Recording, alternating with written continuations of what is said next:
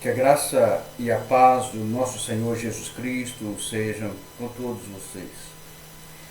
Nós vamos ler a palavra de Deus em Gênesis, capítulo 50, a partir do verso de número 14.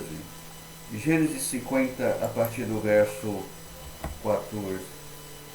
Diz a palavra do nosso Deus: depois disso voltou José para o Egito, ele e seus irmãos e todos os que com ele subiram a sepultar o seu pai. Vendo os irmãos de José que seu pai já era morto, disseram: é o caso de José nos perseguir e nos retribuir certamente o mal todo que lhe fizemos.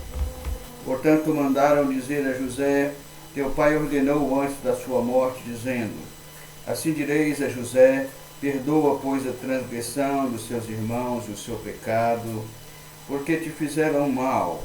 Agora, pois, te rogamos que perdoes a transgressão dos servos do Deus de teus pais.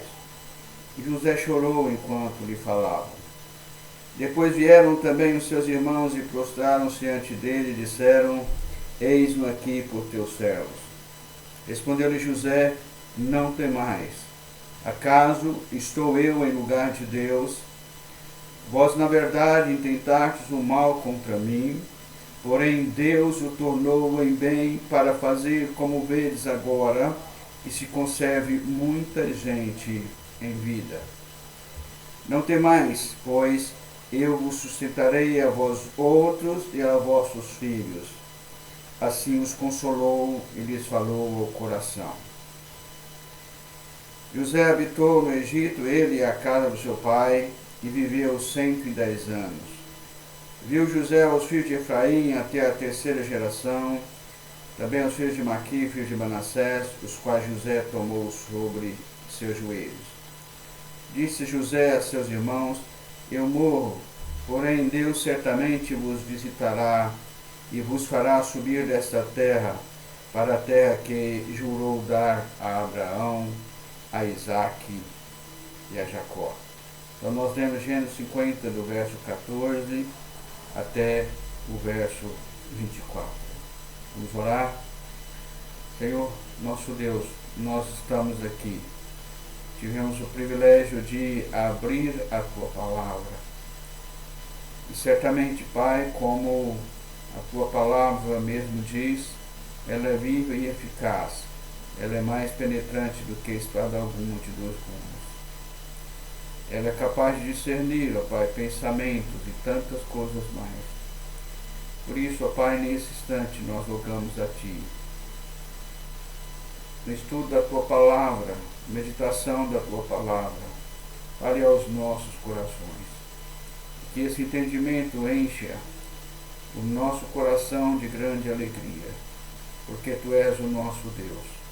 O Deus providente, o Deus que nos ama, o Deus que enviou o seu Filho para morrer em nosso lugar. Por isso, ó Pai, nos ajude mais uma vez, perdoe os nossos pecados e se conosco nesse momento. Ilumina-nos através, ó Pai, do Teu Espírito para a compreensão da Tua Palavra. Faz isso, Senhor, e rogamos também por todos os nossos ouvintes, onde quer que eles estejam, que sintam a Tua presença, sintam o Teu temor nos seus corações. Fazer isso, nós pedimos, em nome do Senhor Jesus.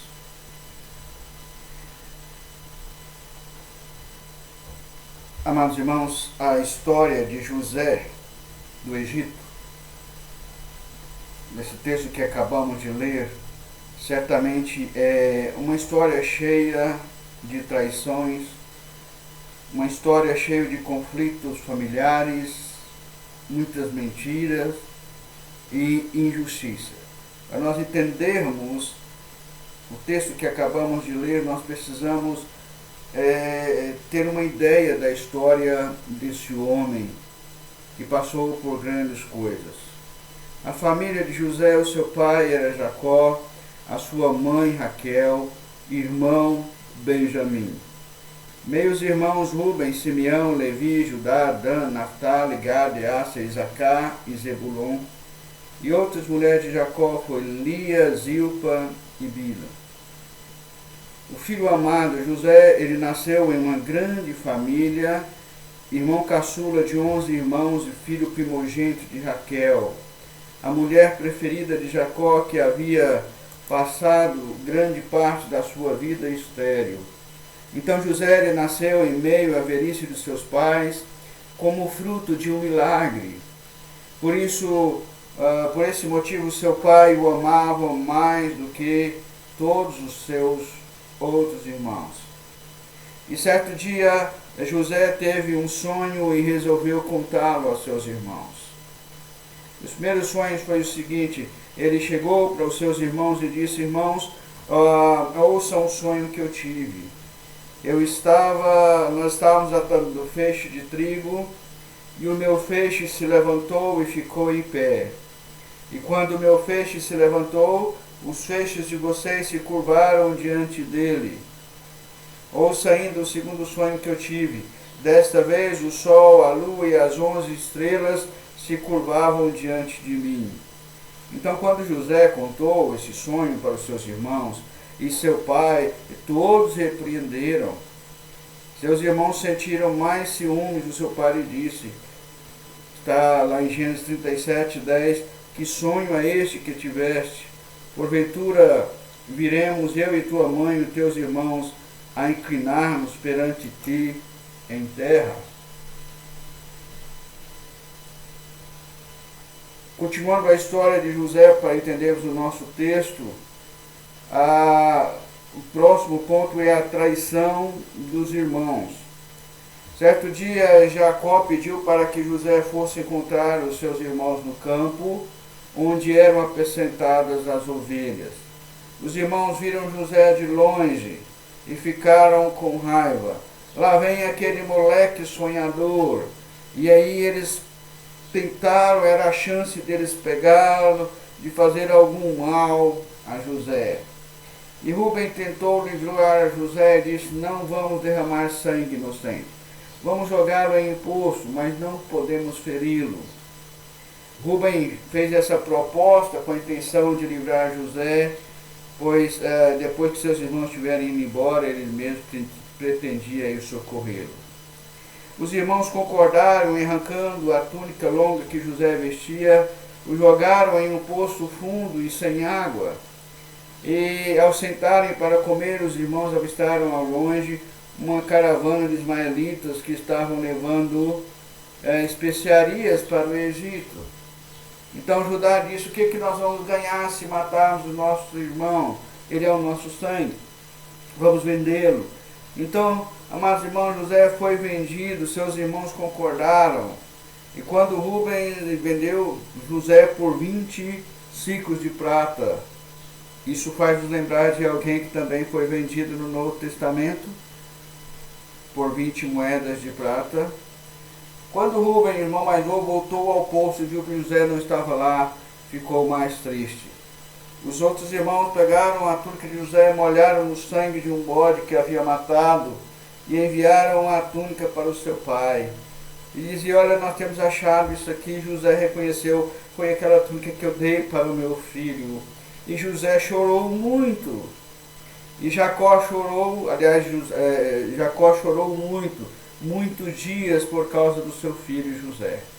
Então José, traído pelos seus irmãos, apenas com a idade de 17 anos, ele viajou com ismaelitas até o Egito e foi vendido como escravo para um dos oficiais de guerra da guarda de Faraó, chamado Potifar. E José, na casa de Potifar, Deus o abençoou grandemente. Mas, no entanto, a esposa de Potifar passou a cobiçar José, deita-te comigo.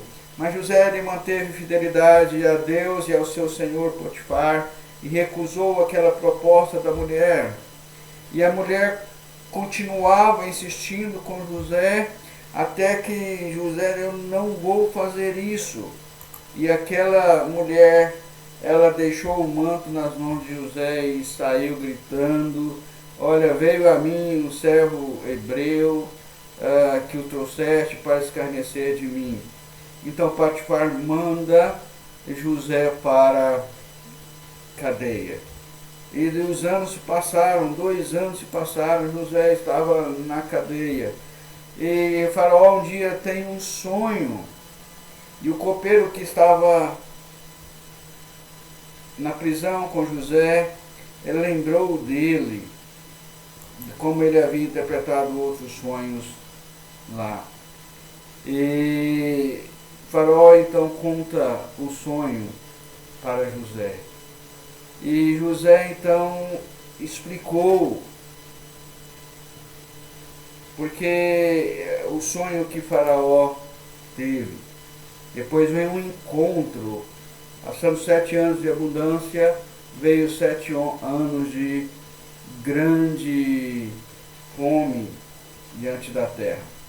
Depois desse período, da época de fome, os irmãos de José foram até o Egito para conseguir algum alimento. Saiu de Canaã até o Egito. E mais tarde, nesse contexto aqui que nós encontramos José, então, depois da morte do seu pai,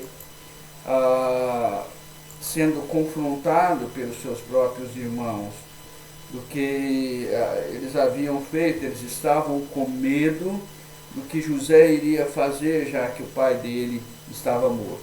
Nos versos anteriores, do 1 até o verso de número 13, mostra-nos como foi a lamentação por Jacó e o seu enterro. Ele foi embalsamado, mais de 40 dias para o embalsamento, e depois ele foi levado para a sua terra natal, além do Jordão. Aí houve um grande lamento durante 7 dias. Então esse é o contexto próximo dos versículos que nós acabamos de ler. E gostaria que cada um de nós pensasse acerca disso, porque talvez você venha dizer o que tem a ver com essa história de José. Mas nós precisamos tirar lições preciosas da nossa vida, interpretar corretamente fases ou facetas da vida de cada um de nós. Porque muitas vezes nós passamos por aquilo que José passou. A primeira coisa que nós notamos aqui nesse texto é a maldade. A maldade existe. E muitas vezes a maldade está no nosso próprio lar. Foi isso que aconteceu com José quando ele foi vendido como escravo. Imagina só, 17 anos ele foi tirado da convivência familiar. Seu pai Jacó chora muito, pensando que ele havia morrido por causa da mentira dos irmãos de José. E amados irmãos, não é isso que existe na nossa vida. A maldade existe, o mal existe. Existem pessoas más que têm feito algo contra você, ou contra, podemos dizer, contra a nossa própria cidade, contra a nossa própria nação.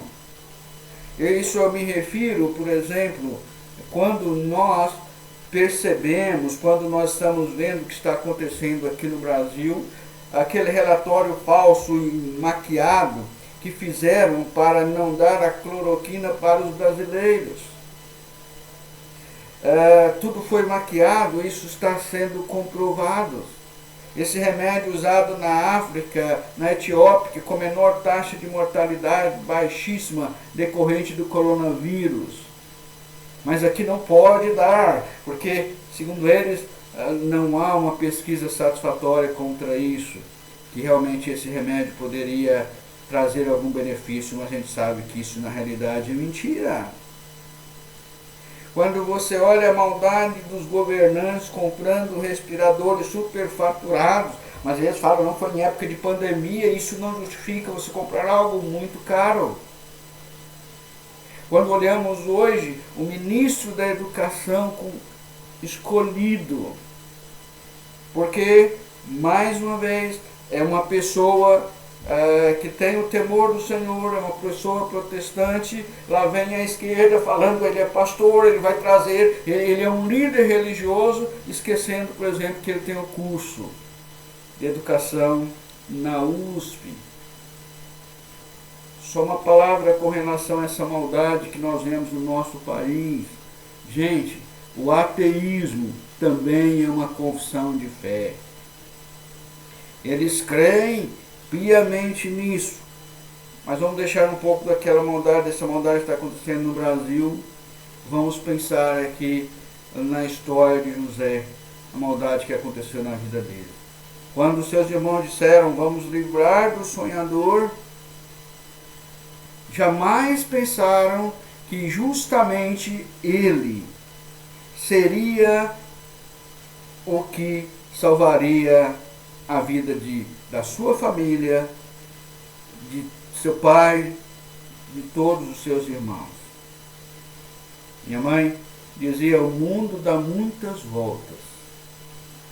E eu creio que ela tinha razão ao dizer isso, porque nós não sabemos como vai ser o amanhã. Hoje, nós podemos estar em uma posição privilegiada, e amanhã, talvez não poderemos ser. Mas quando nós olhamos para a maldade dos irmãos de José, irmãos, entendam algo, José, ele foi vendido como escravo. Eu não sei se você já leu o livro de Gênesis todo, a história de José. Em nenhum momento diz que um dia ele recebeu a libertação, porque ele era governador do Egito. Inclusive, quando ele foi velar o seu pai, Jacó, quando foi levar para o campo de Macpela, ele teve que pedir autorização, ele teve que falar o que ia fazer. O que eu quero dizer? É que José ainda continuava escravo, mesmo sendo governador. Uma outra questão no texto que nós lemos é, os irmãos de José tinham noção que ele não os perseguiu porque o seu pai estava vivo. Mas quando o pai dele morreu, veio logo na mente dos irmãos de José, ele vai perseguir pelo mal que nós fizemos. Ele vai nos perseguir. Os irmãos de José não conheciam o caráter, não conheciam a história daquele homem chamado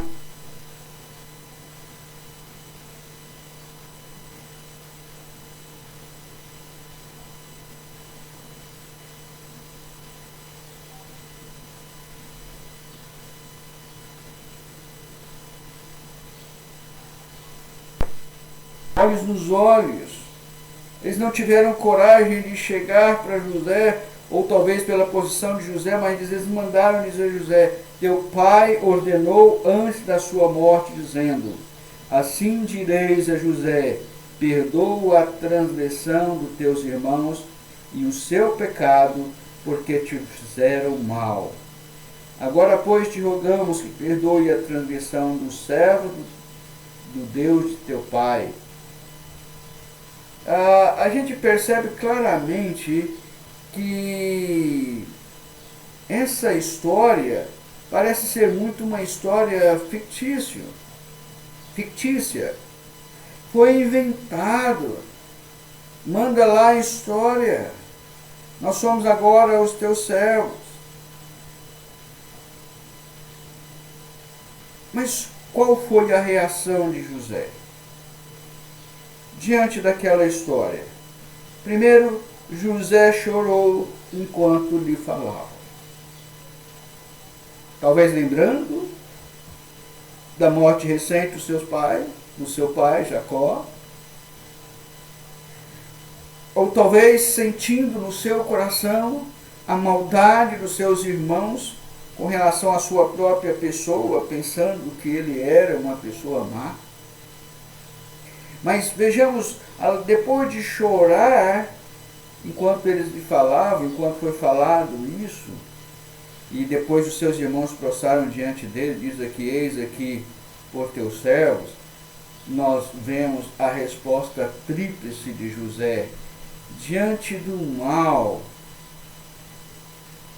mostrando como aquele que verdadeiramente teme ao Senhor deve agir diante da maldade de outras pessoas,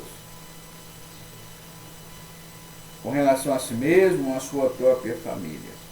Veja o que diz no verso 19. Respondeu-lhe José: não temais, acaso estou eu em lugar de Deus? A primeira resposta, dessa tríplice resposta, nós aprendemos aqui, deixar com Deus todo o acerto dos erros alheios. A vingança pertence ao Senhor. A vingança não pertence a nós mesmos. Nós não podemos simplesmente falar, bom, agora é hora da desforra, agora é hora para eu fazer, cobrar tudo aquilo, tanto mal que os meus irmãos me fizeram, tiraram a minha mocidade para eu estar com a minha família, eu fui levado como servo, como escravo, eu estive preso ali por causa da mentira da mulher de Potifar, e tantas coisas eu passei, agora é hora da desforra. Mas não foi assim que José fez. Ele deixou com Deus todo o acerto dos erros alheios.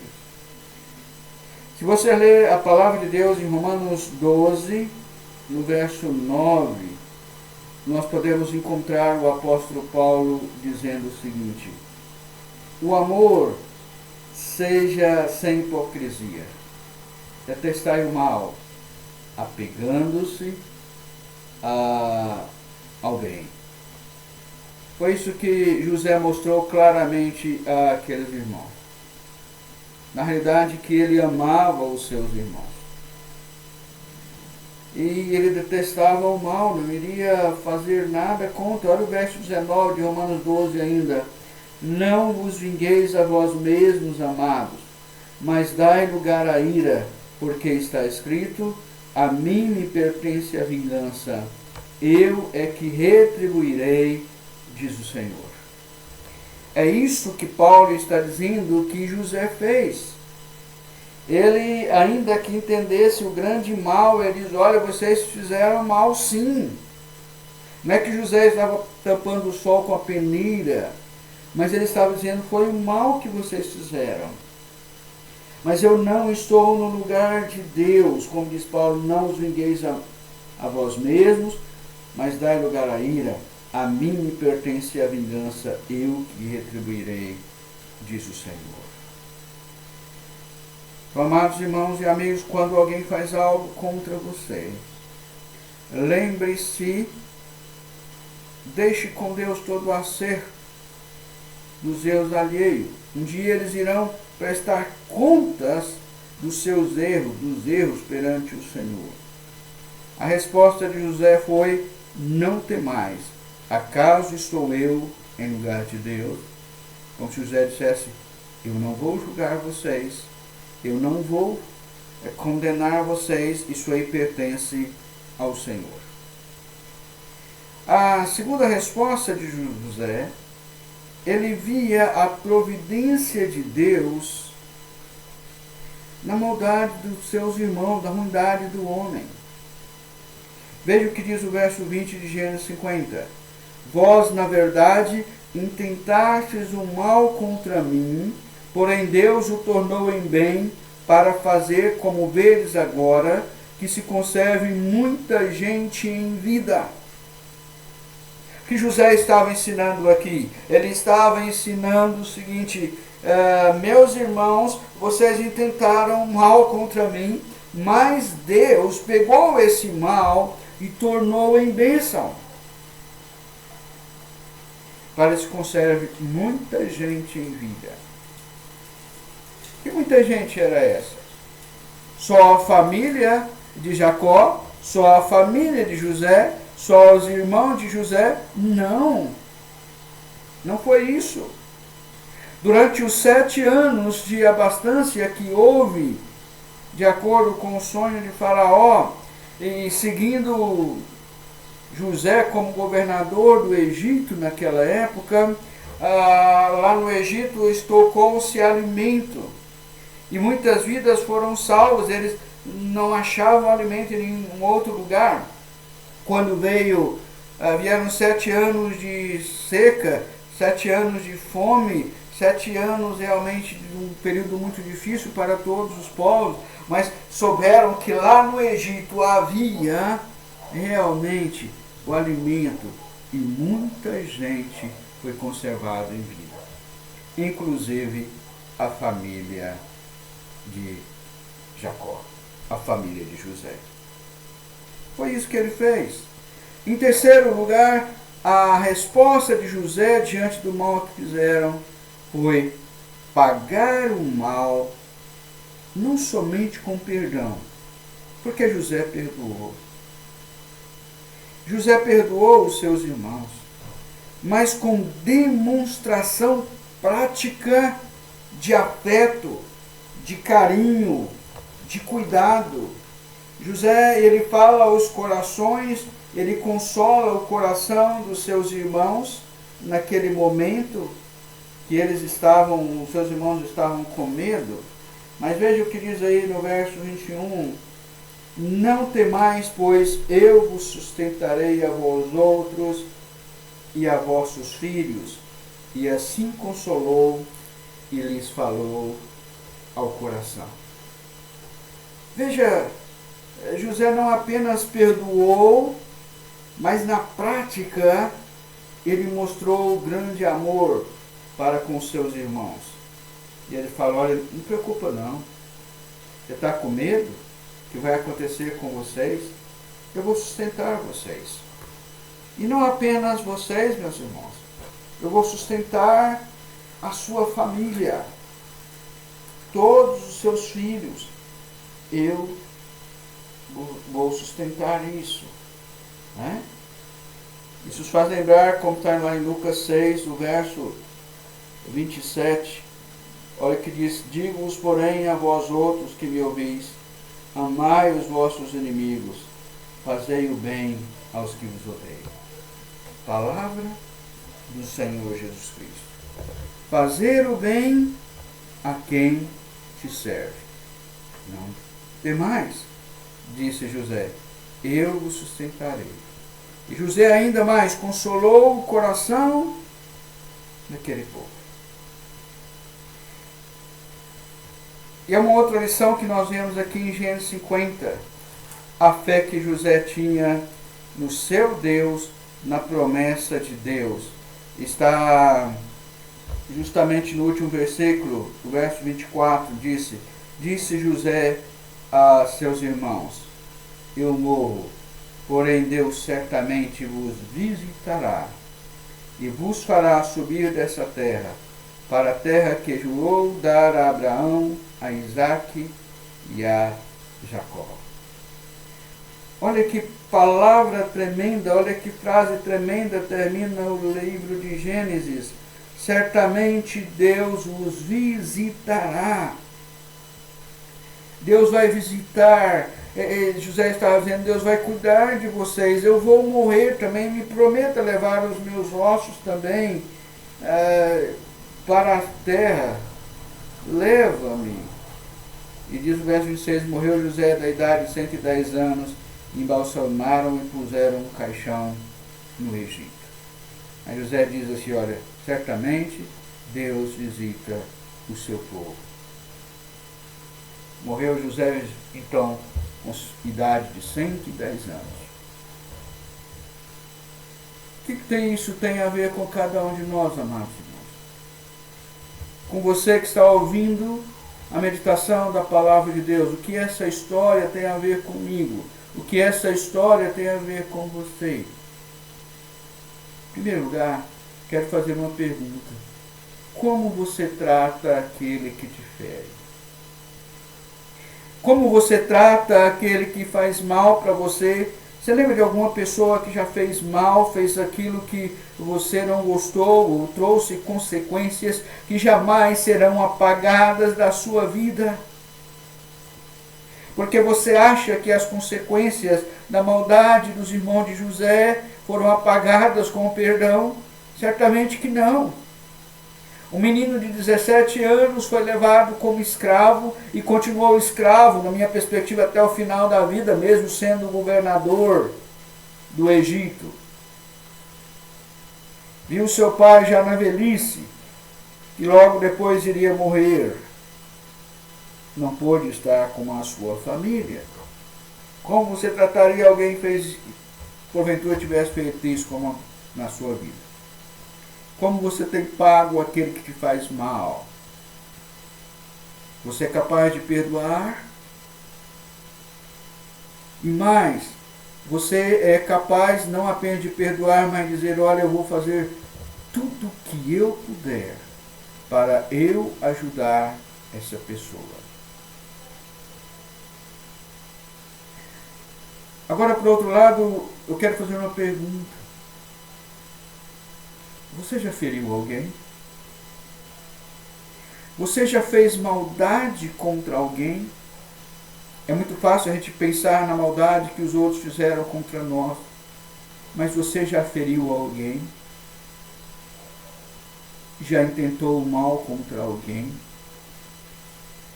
Se nós formos sinceros, nós iremos descobrir que no fundo, muitas vezes, nós magoamos, nós fazemos aquilo que não gostaríamos que as outras pessoas fizessem conosco. Além disso, lembre-se, você crê que Deus pode transformar o mal em bênção? Deus é capaz de transformar o mal em bênção na nossa vida. O exemplo que a palavra de Deus nos dá lá em Tiago 1, verso 3 e 4, é as provações da nossa vida. Tiago diz, sabendo que a provação da vossa fé, uma vez confirmada, produz perseverança.